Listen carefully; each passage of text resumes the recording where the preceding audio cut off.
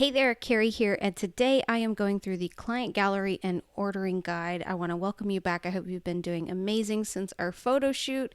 And just a really quick note, this guide is going to walk you through how to use the gallery as well as how to prepare and place your order. So it's going to be a lot of useful information. There's a ton of information. I'm going to go through it kind of fast. Feel free to pause, go back, watch any sections that you need to, but ultimately we're going to get through basically everything you need to know to go through your images.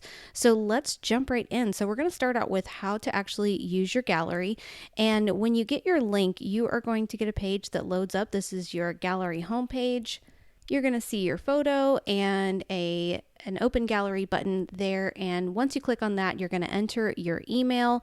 You're going to have an admin access code. Now, one thing to keep in mind is that the system is going to recognize that it is you as the client as long as you use your client email, and it's going to ask you for your access code. You're going to go ahead and enter that here. And here we're just going to go through kind of the features and functionality, everything from viewing to hiding to labeling and everything in between. So the first thing I want to show you are the viewing modes. There's a couple of different ways that you can view the photos, and the first one is going to be sort of the dashboard or where we would find the sub-galleries. Now, if you are looking at this for a portrait session or an engagement, you may not have any sub-galleries at this point because typically for those we wait until you have your retouched order and then we'll add that as a sub-gallery. If you're looking at this and we shot a wedding or some other big event, then you'll typically see sub-galleries. So you may or may not see this when you first log in. The second viewing mode is what we call kind of the overview or the thumbnail page. This is where you can just view all of the photos together. And when you click on an image, you're going to go into kind of the preview or what we call film strip mode. And the film strip mode has a couple of different options. You can go forward and back, just like you would expect. Just use the little arrows there and go back the other way.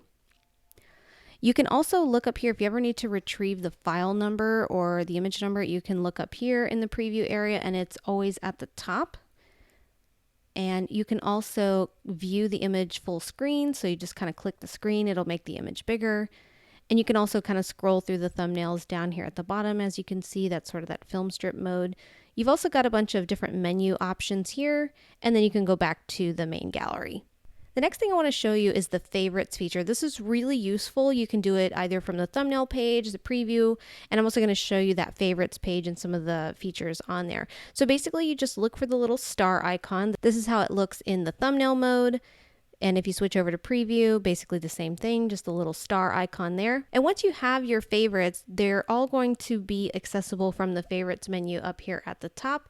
And once you land on this page, you'll see all the photos that you have starred all in one place. So it's really a nice way to kind of narrow down your images to the absolute best of the best. Now on the favorites page, you're going to have the option to share. You can actually enter an email. So if you have family and friends you want to share your favorites with, you can send them this email. It'll open up right onto the favorites page. You can watch a slideshow. You can also purchase all of the images in your favorites if you're looking to buy the same product. The next thing I want to show you is the hiding feature, what it does and kind of how to use it. So basically you as the admin have control of which images are visible to family and friends before you share those photos. And again, only the admin can hide the images. So your general guests and stuff, they only have the ability to favorite images of their own. But if there are images that you don't particularly love, you can just click on it, open it up, look for the little eyeball menu and click on that. And you'll know that an image is hidden because it'll have the little eyeball icon in the upper right-hand corner. And the guests cannot see which images you have hidden, but you can still see them on your end. The next thing I want to show you is labeling, and this is again just another way to kind of categorize your images. So what you're going to do is you're going to click on an image, and then it pops you into the preview or film strip mode. You're going to look for the word label, and then a menu is going to pop up, and you're going to see a bunch of preset labels. There's also just kind of a miscellaneous there if that's a better fit, and you can choose the label that you want. Now you'll know that an image is labeled because it'll have a little tag icon in the upper right hand corner. And then if you click on that image at the very, very top, it'll tell you which label has been applied. And it's really useful on our end because from the production side, we can see which images that you have labeled for different things. And when we go into working on your album or we have images that we need need to maybe help you further narrow down for family members, it's really useful. And just like the hidden images, guests cannot see the labels or know which images are labeled. It's really just for you and for us to use. And if you need a list of the labeled images that you've already set, we can send you that upon request. Another really handy feature is the ability to share right from the gallery. So if you're on kind of the main gallery dashboard page, then you can share the entire gallery, obviously by clicking share. And let me show you here, I'm going to go through Facebook. So it's going to open up a little Facebook window. This obviously assumes that you're already logged in. You can type in a little caption or memo of some kind. You can change the privacy settings, so whether you want it to go to friends or public or whatnot. And you also have the ability to add it to your Facebook story. And again, you can change the privacy settings on that if you choose. Now, once you have it posted, it's going to share the link to the entire gallery, and the image that's going to pop up is the one that is used on the home page. So it's going to look something kind of like that. Let me back out of this. And then we're going to click on share again. I'm going to show you the Twitter sharing. Now, this is a little bit kind of a simplified share. Again, this assumes that you're already logged into your Twitter account from your computer. And again, you can just type in a little memo here and click on tweet. And once you get into this, you're going to notice that the Twitter share, it's really simplistic. It only is just going to give you a basic text post. But if you go in here to Pinterest, let me show you this. There's actually a really cool way. Once you've picked your board that you want it to go to, if you have Twitter set up with your Pinterest account, you can just click on this little option here to post to Twitter at the same time. So we'll save that. And then once you hop over here to Twitter, now you can see that since we've used that kind of built-in feature from Pinterest, it's a little bit more visual. So just a kind of a nicer way to do that. Next thing is you can share an individual image. So instead of sharing the full gallery, if there's just one particular image, so same thing, you would just click on share, and then you'd have those options. And one thing to keep in mind is that when it is cropping the photo, unfortunately, there's no way to control how it crops. So vertical images sometimes kind of look like this. So I always say if you're sharing from the gallery to Facebook, it's definitely better to share horizontal images. Unfortunately, there's no way to control that. Another feature you might really enjoy is the black and white filter. So we, by default, pretty much deliver the majority of our images in color. Sometimes I will pick out images for black and white, but you may see an image in here that you're kind of like, oh, I like this. Like, what would this look like in black and white? You can just click the little B and W filter, and it will just render a little black and white preview for you. Now, one thing I want to mention is that is really just meant as a preview. If you do decide to order an image in black and white, we are still going to go through and work the channels like we would the different color channels to get a really nice black and white, nice crisp white, nice solid black.